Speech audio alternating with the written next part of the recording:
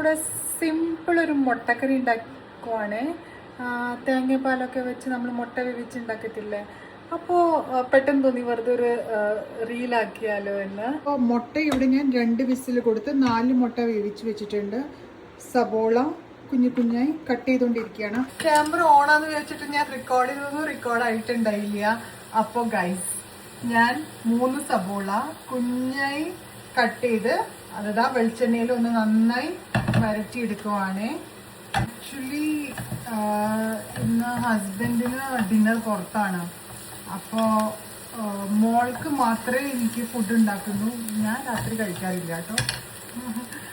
അപ്പോൾ quick easy ആയിട്ട് എനിക്ക് ഉണ്ടാക്കാൻ പറ്റിയത് ഞാൻ നോക്കിയപ്പം മുട്ടക്കറി മാത്രമാണ്. ചോറിനകത്ത് ഇരിപ്പുണ്ട്. ഇനി ഇതിൽ ടൊമാറ്റോസ് ആൻഡ് ഗ്രീൻ ചില്ലി നമുക്ക് എരിവിനനുസരിച്ചാണ്. ശകലം ടർമറിക് പൗഡർ,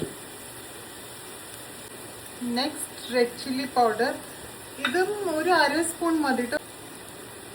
പിന്നെ മോസ്റ്റ് ഇമ്പോർട്ടൻറ്റ് സാധനം മറക്കരുത്, ഉപ്പ്. അത് നമ്മുടെ ടേസ്റ്റിനനുസരിച്ച് ഇടുക. മുട്ടക്കറി സെമി ലിക്വിഡ് ആണ്. അപ്പൊ ആദ്യം കുറച്ച് വെള്ളം ഞാൻ ഇതിൽ ആഡ് ചെയ്യുന്നുണ്ട്.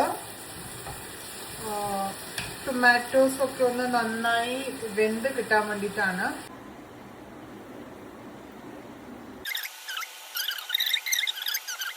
കിട്ടില്ല കേട്ടോ എനിക്ക്. അപ്പോൾ അത് മാഗിയുടെ കോക്കനട്ട് പൗഡറാണ്. ഇത് ജസ്റ്റ് നമ്മൾ ചെറിയ ചൂടുവെള്ളത്തിൽ ഒന്ന് കലക്കി ഇതിൽ മിക്സ് ചെയ്യാം.